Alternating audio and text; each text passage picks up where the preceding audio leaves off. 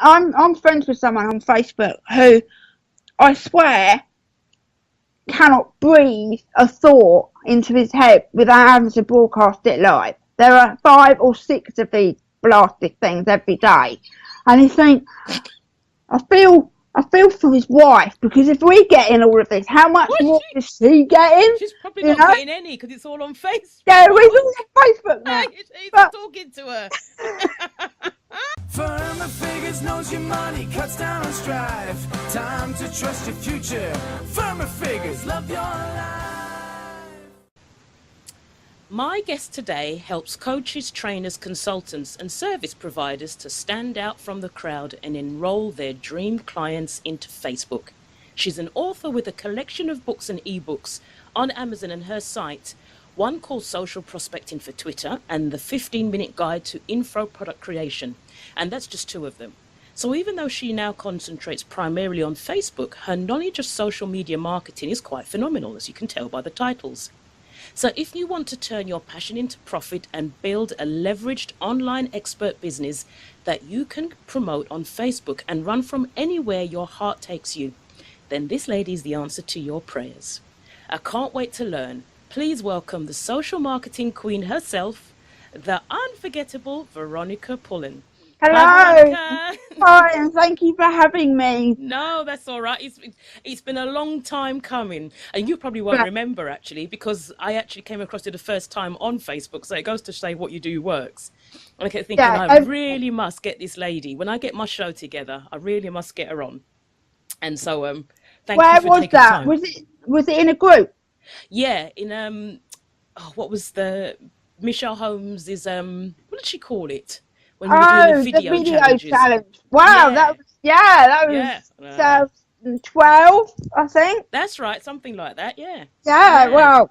Yeah, and we were like, and you're one of the troopers, because part way through everybody starts to drop out because it all gets kind of hard and difficult. And way. And there was Veronica pushing through. Totally out of my comfort zone. I was there, totally. No, but yeah, I mean, Facebook groups are so powerful. Facebook groups are where most people hear about me. Well, before we dig into Facebook itself, because I'm going to get there, find out a little bit more about you. First of all, I'll give you a bit of trivia, or sort of Veronica trivia. Now, if you could have a celebrity best friend, who would you choose? Kate Middleton. Oh, well, okay. Because she understands royal life, you know. We'd have that royal connection, and you know, I live on the Isle of Wight with her, where Queen Victoria used to live. So you know, she would be well versed in the life of a royal. So she would be my like mind. So I forgot to add in your bio as well. Aspirations of grandeur. Okay. Yeah. No, not grandeur at all. You know, it's knowing who you are and owning it. And you know, we are distantly related. So she'd be my my like-minded mate. Oh yeah, like you have, but she's a right laugh as well. So if you were a car, would you be an executive saloon, a sports car, or a 4x4? Oh God. I'd have to say an executive saloon, because I would be regal and classy. I'm not a sports car. I'm not a sports car, because I'm not a sport. You know, physically I'm not great, so I'd have to rule that out. And a 4x4, if I would suggest that I see myself as like a house, and I don't see myself as a clunky house. So I'm going to go with regal and sophisticated executive saloon, with all the gadgets, all the toys. Yeah. Well, I've got the tech. There's no point otherwise. Yeah. So how can people tell if you're fed up or you've got the hump? If I've got the hump, online or offline? Either. Online, you probably wouldn't, because I don't take anger online. I only share anger if I'm on the other side of it and can share a positive. I've got to the positive of it. I don't ever go online and just rant for the sake of it, because anything you put out online should only ever be to add value to your tribe. You shouldn't just be pouring out your own rubbish to the world. It's not, doesn't serve them, not doing them any good, and ultimately it won't serve you.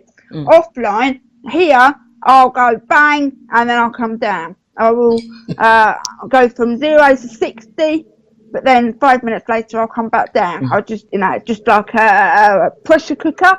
I think many creatives are the same.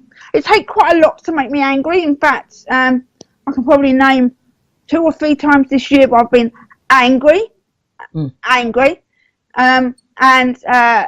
minorly pissed off. I will fly and then come back. Just got to get it out and then put the lid back on, But offline, you're not going to see it. Not someone on the other side.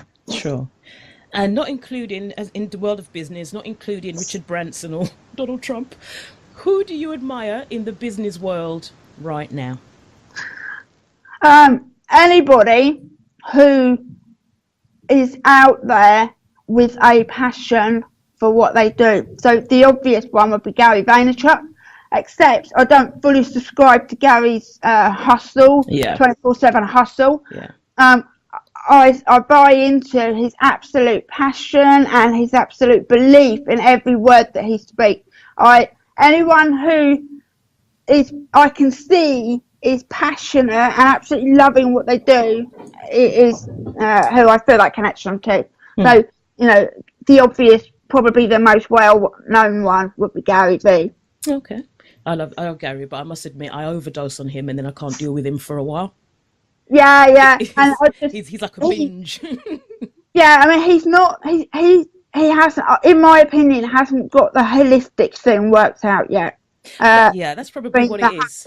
That's not, I don't have a problem with 24/7 hustle if you are, because when you're passionate about what you do, it's not work anyway, but you have to prioritise self-care, and I don't think Gary's got that balance. I think he's all about that. Tell you that.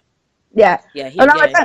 I don't think he will. I don't think he does tell you that. He tells you that family first, blah, blah, blah, blah, but I don't think he realises how much sacrifice he is making. You can see it in him. He doesn't look well. And he will get there, but he's not there yet. You're not there yet. Yeah. So go back a little bit in time. You're now doing strategy for getting the customers through the door for other businesses using Facebook. How did that evolve? So what was the first step for you into working for Veronica Pullen, the business person working for yourself? How did that evolve? Okay, well, what happened initially was, in my old life, I was a bookkeeper, and I was the highest I was as highly qualified as I could be with my trade organisation. Eventually, I fell out of love with it. I never really loved it in the first place, but I fell into accounting. When I left school, I didn't know what I wanted to do. My best friend got a job with a factoring company that was part of what was then Midland Bank, and is now HSBC. And I thought, that would be quite good. I'll go and do some YTS and learn business. And for the next 15 years or so, I just kept going, getting higher and higher. I qualified, become a fellow member, blah, blah, blah, blah, blah. And I had a bookkeeping business. And the short story was, because what I'd actually done was created a job for myself. So I'd get up and go there to that client, and then tomorrow I'd do. I don't drive. I'm not allowed to drive, which is another part of the story.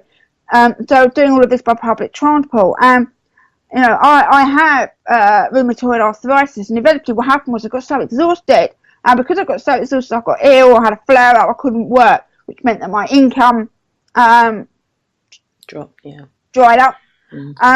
But I never really loved it, and I started to sabotage it because I didn't really enjoy what I was doing. So then, 3 months after that, I went bankrupt, and because I went bankrupt, and when you've been bankrupt, you're no longer financially fit to be a bookkeeper. So I just threw the whole lot away, and it was fine. That was part of that life. And so then I got a couple of temp jobs, and then I didn't want to do them either. I used to sit there and dream about working from home writing for clients, because I've always been a writer, but I've never trained in writing. And what happened then, one day, I was in a temp contract and let me go early. I said to my husband, bear in mind, I've been out of work. After I went bankrupt, I was out of work for a year, and I no work at all while I was trying to get my health back.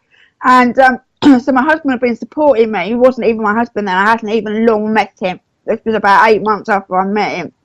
And he'd been supporting me. So I've been back in work now for 8 months, and I said, I just can't do this anymore. I do not want to just go and get another job and then daydream.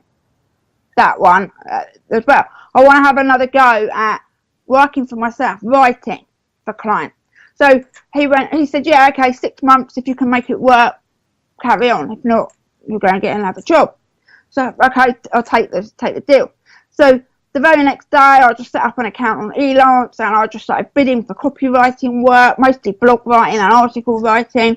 And very quickly, I was able to replace, because it's only part-time, I was able to replace this part-time salary very quickly. 3 months after that, but then what happened was, I'd got what I wanted, what I've been daydreaming about, but I was making the exact same mistake again as before. Because now I was having to work in order to make the money, and I was bored with it because I love writing, but being told what to write when wasn't filling me up. And now, prior to all of this, when like I say, when I was 12, I was diagnosed with rheumatoid arthritis. When I was 26, it was discovered that I have an eyesight condition called retinitis pigmentosa, and which short version is night blindness. My night vision is non-existent. Now, I'd already passed my driving test by this time, 6 months earlier, after 7 years of lessons, but driven. I was only driving during the day. I knew that my night vision wasn't great, so I used to drive to work, because in the summer I can get there and back in the daylight. In the winter, just when the clock went back, I went to the optician and said, something you can do about this, because my eyesight isn't great. There's only like night vision glasses. And that set off a chain of events that got me diagnosed with retinitis pigmentosa. And in the UK, that means an immediate revocation of your driving licence. So, bang, that was gone. But at that point, bear in mind, I've got limited mobility. It wasn't too bad at that point. I've now got, that car was my independent, and I'd taken it away. So at that point, I'd put my social life online. It wasn't Facebook and Twitter, obviously, but they were like, social media's been around for years, and I was writing to socialise. Okay? And so 3 months after I've got this copywriting gig, I get an email from Nigel Botterill, which is where I met Michelle, who is selling this social media management training, and the whole message was about how business owners, because social media is now taking off. At this point, I've been on Twitter for about 18 months, Facebook about the same, a bit longer. Facebook was 2007, 3 years on Facebook at this time, 18 months on Twitter. And wow, what people pay to know what I've been doing for the last 15 years for free, because I've been going to work and coming home and typing to my friends, because I can't go out at night, not easily, because I can't see, blah, blah, blah. And so I bought this training, and Michelle bought the training. The training itself was very, very low grade, and I was like, I know more than this guy. And it was from there I just started selling social media management. I didn't really know why I was any different to the others, or what was any different about me. And I was just selling, again, I was making a job for myself, but it was all I knew at this stage. So that's kind of where it started. I started a business doing what I've been doing for the last, at that point, 15 years for free, just because I enjoyed it, So how did that then, so you've started that up. How do you go from doing that to specifying? I mean, I know Facebook is popular, but to specifically niching down on Facebook? Didn't that limit what you could offer somewhat, or has it improved? Okay, so to be clear, I haven't niched down on Facebook. I've niched down on the platform where the majority of the opportunities are right now. 2-3 years ago, that was Twitter. You mentioned the books that I've written. That was all about Twitter. That's where all of my work was coming from. Then Twitter lost its way a little bit, and I put all of my attention in Facebook, and then I got even more opportunity. Yeah. So the reason why I've kind of niched down on Facebook is because that is where the opportunities are right now. So I've just become a Facebook geek, basically. In 2 years' time, it may well be something else, but it's all about not wasting time where I can't. It's about where I am making my money, and I am making my money 100% on Facebook. So and how explain, because Facebook primarily has always been, we know latterly people say, you need to go to Facebook if you want to get customers through the door. Google ads have sort of become out of the reach of many people for various reasons. But Facebook has always been the social platform and frowned upon to do business on. How do you navigate that? You said it yourself, it's a social platform. Evidently, when you are networking offline, you are making friends. The core, the core reason why you should be, the first core reason why you should be networking is to make friends and build a network, right? And as part of that, people get to know what you do, and you talk about what you do, and you talk about what you do in the context of how it helps them. But primarily, the priority is the relationship. Same with Facebook. There is no difference offline networking to Facebook, except you don't have to go out and you don't have to get dressed, but it's so you mentioned that I met you in a Facebook group. At any one time, I have 3, 4, 5 Facebook groups where I am all over them. And by all over them, I mean my objective is that the majority of the active group members will know who I am. Okay. And I'll do that by responding when people post. I'm not posting myself in these groups. Rarely am I. Oh, interesting. Oh, okay. I was going to ask you that, but yeah, go on. Sorry. Yeah, rarely, probably in these specific groups, and these are other people's groups, there is a school of thought that you should have your own free Facebook group. I don't subscribe to that school of thought, because why waste time putting in all this effort into building a free Facebook group when you can just go and leverage I love you. what's already happening, right? I've been doing this about that, and see, you've just made my life so much easier. I have 3, 4, 5 Facebook groups at any one time, and they change because it's okay. It's okay to change your mind. But the priority is these groups are where my ideal clients are hanging out. And the groups, I'm a member of more than 5 Facebook groups, but at any one time I am dominating 3, 4, 5 Facebook groups. Domination is a very masculine word. It's not quite an aggressive word, but what I mean is when people post in the group, I respond to them. People ask questions, I answer the question. I read the post as if the person was having a conversation as we are now, asking me the question. 80% of those conversations have nothing to do with what I do. Right? Okay. It's not about only answering, because if you were offline, if we were having this conversation now and you said, like, what kind of car are you? And I'm not answering that. That's what I can do with what I do. It's not going to happen, is it? So there is no difference online and offline, or offline and online. So stupid post like, what kind of car are you? I'll answer it. Just have a bit of fun, a bit of laugh. But what happens is you start to get noticed as someone who is active and adding value.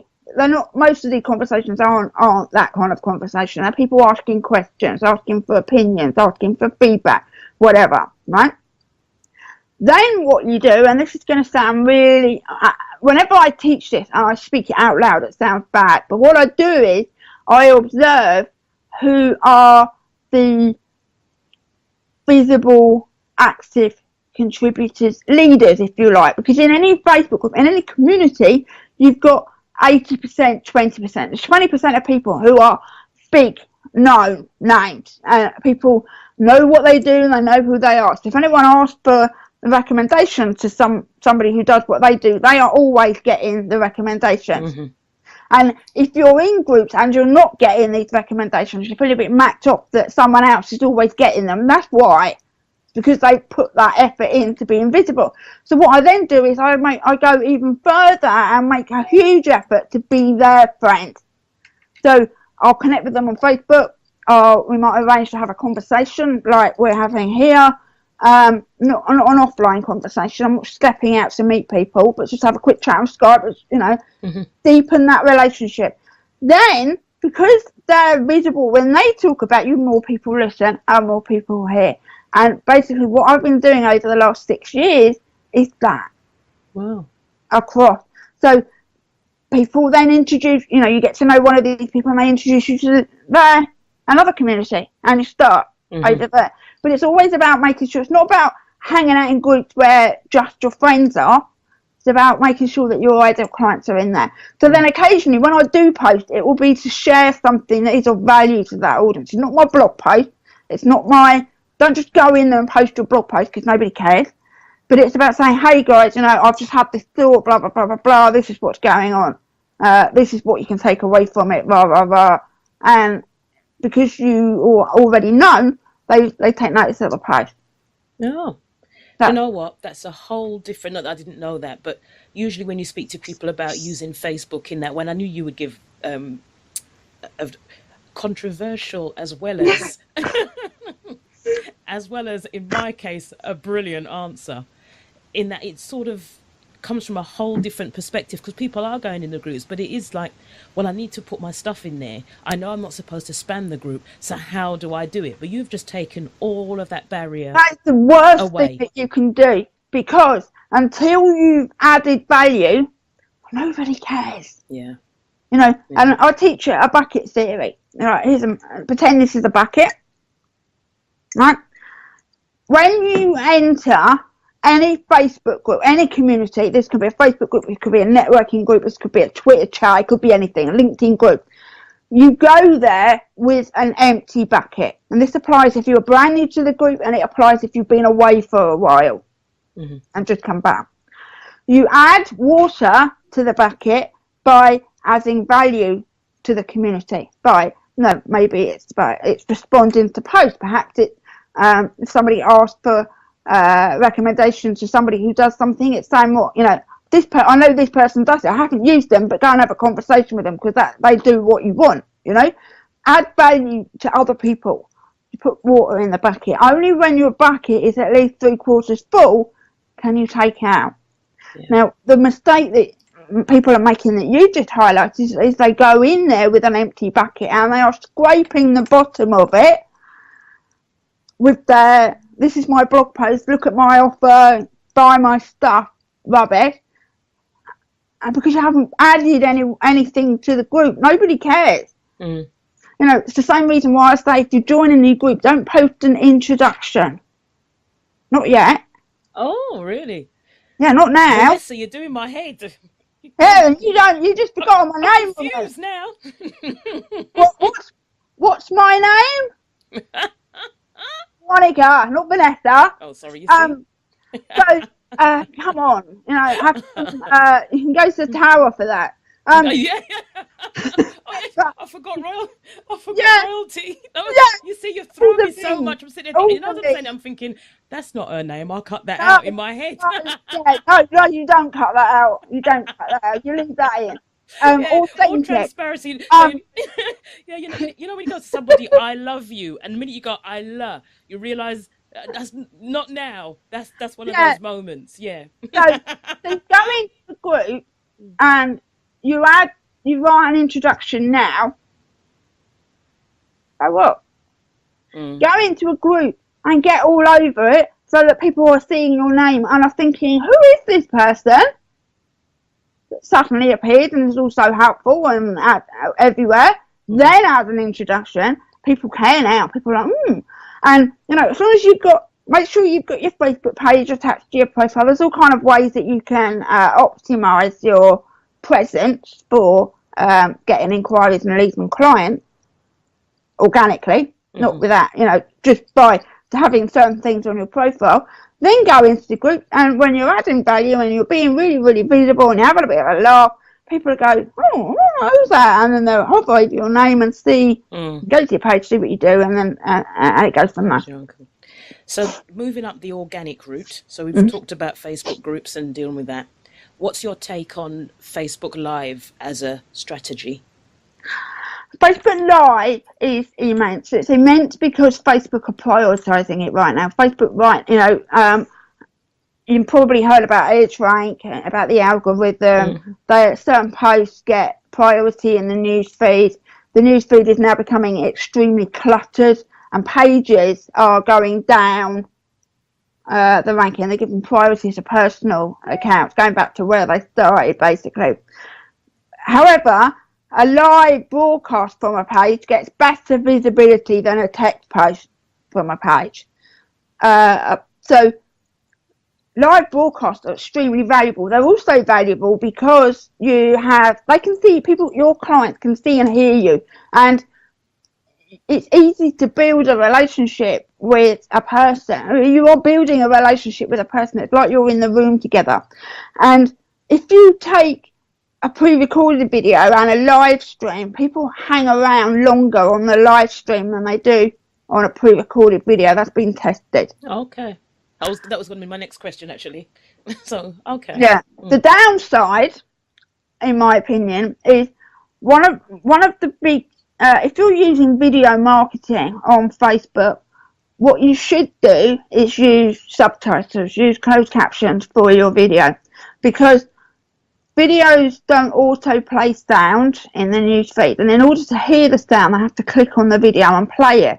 And in order to play it, they've got to be in a place, but they can play it. They've got to have, So when you use subtitle captions, they can read it even if they don't play it.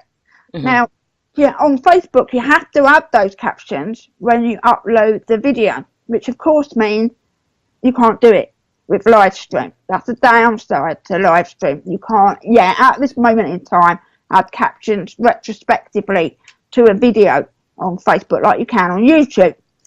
The other downside, in my opinion, is that it's because it's so easy to do a live stream, there are too many people, without being rude, there are too many people doing live streams who really shouldn't be bothering, Oh, Veronica, you are my star. Do you know, if I get one more notification, John Smith is live, and I go and I think, seriously, 2 minutes of my life, I will. See, I'm saying it now, and people are going to watch from mine now and say, yeah, you see, you criticised others, we're watching you, but it's almost like the medium has taken over our senses. The reason I haven't gone on there yet is because I keep thinking to myself, how my content, I need to think it through better, so when I go on there, the value is worth it.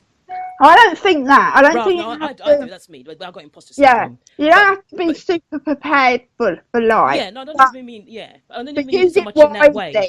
Yeah, but I'm friends with someone on Facebook who, I swear, cannot breathe a thought into his head without having to broadcast it live. There are 5 or 6 of these blasted things every day, and you think, I feel for his wife, because if we get in all of this, how much more is she getting? She's probably not getting any, because it's all on Facebook. Yeah, we're all on Facebook now. He's talking to her. If you're listening to this and you know who you are, I love you. You're great, but just kind of out of it. Too late now, love. Too late now. But it's valuable, but at least have some camera skills. At least have some understanding of how to be on camera, and look at the lens, not at the screen. When when you get people who are broadcasting live like this because they're looking at themselves on the screen. Look at me! I'm here! Actually, by the way, there's you a have to look shaft of... down to read the comments, but it's like, hello, I I'm was here going to say, live. but as you're saying, there's a shaft of light, because I've been looking at my lens instead of you. That's come right across you. Oh, out there, I've got the sun. Yeah, My halo. so I can make out your shadow, as you said. Yeah. Yeah, but no, I must admit, I mean, I'm the opposite. I'm misprepared and so on.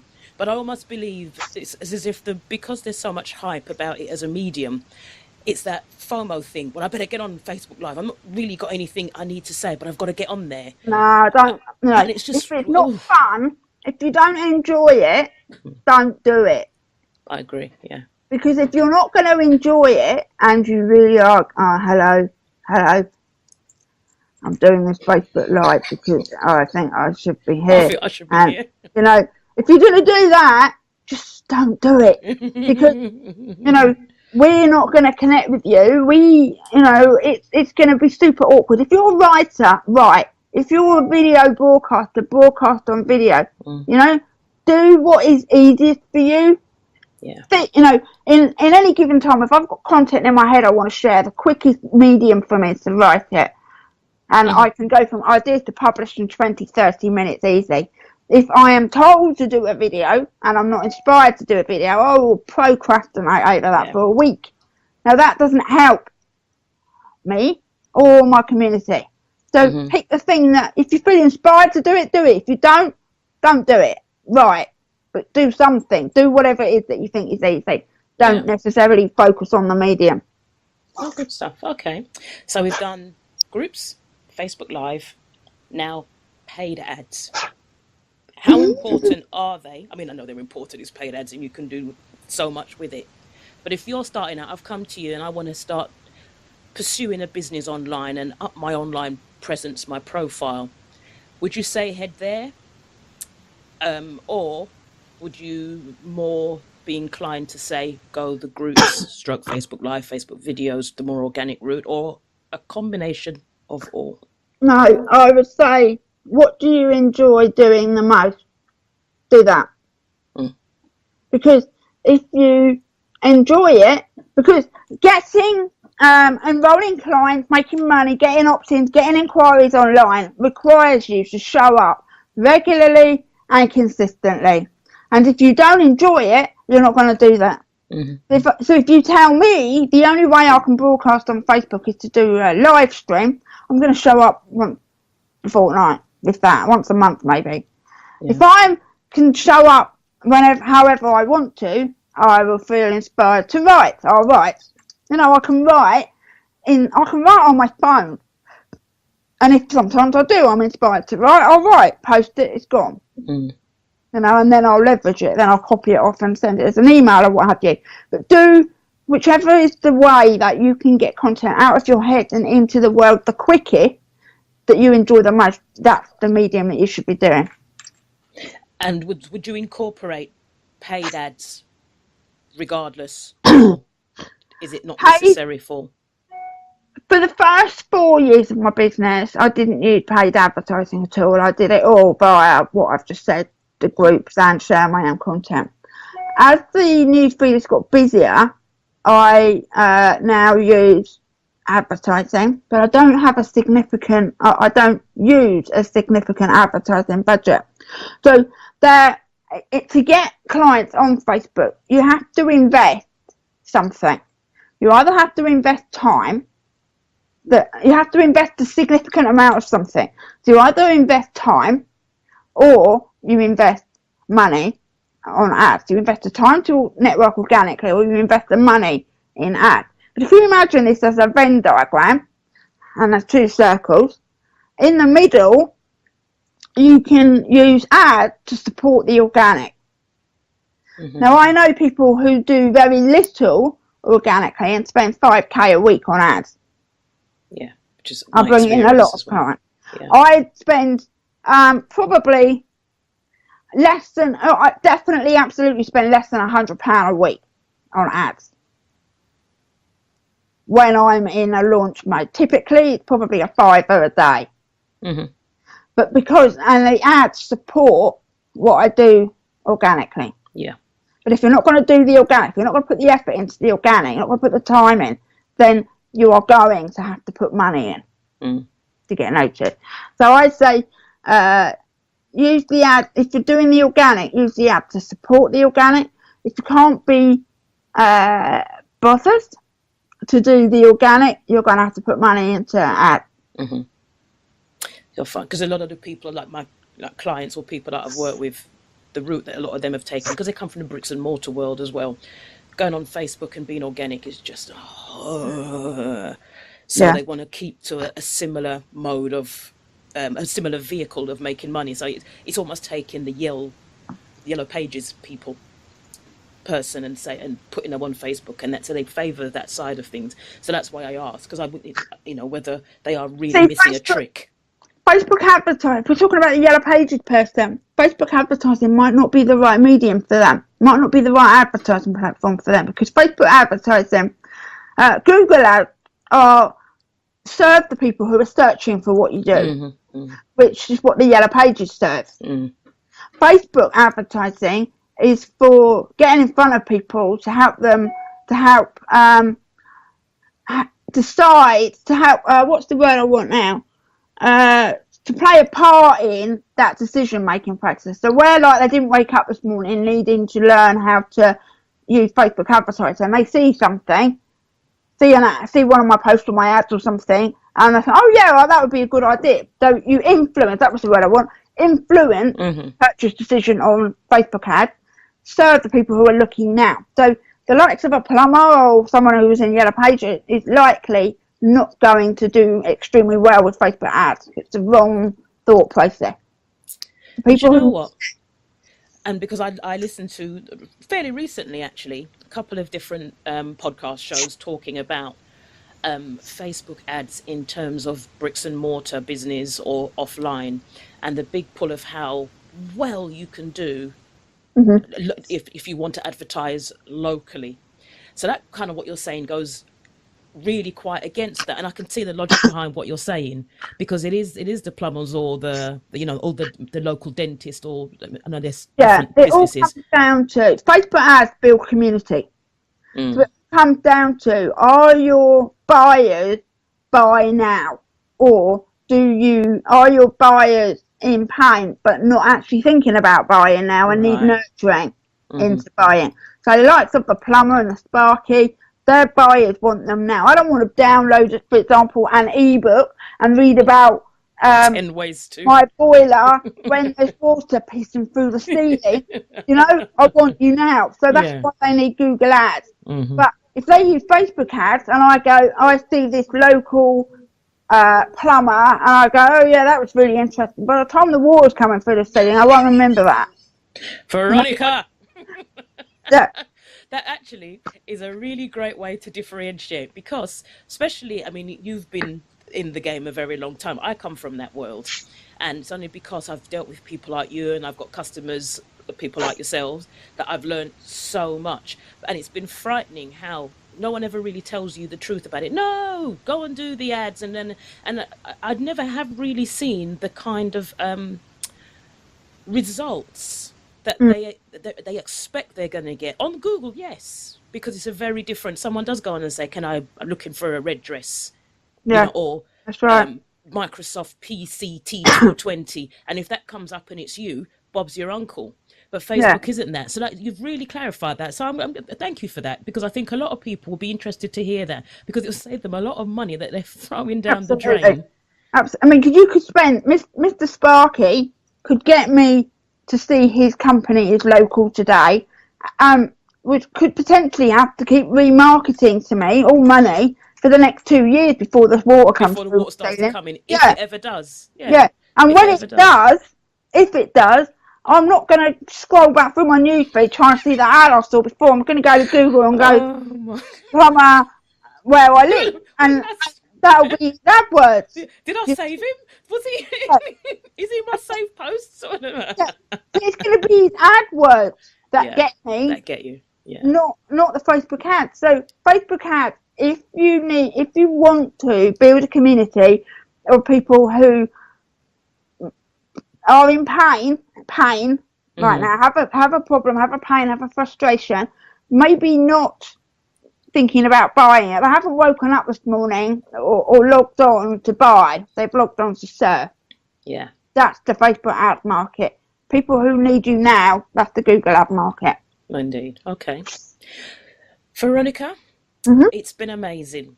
And also, don't forget, congratulations, because I see you were nominated for Trainer of the Year at the Association of Professional Coaches. I wish I knew nominated me. They won't still don't know?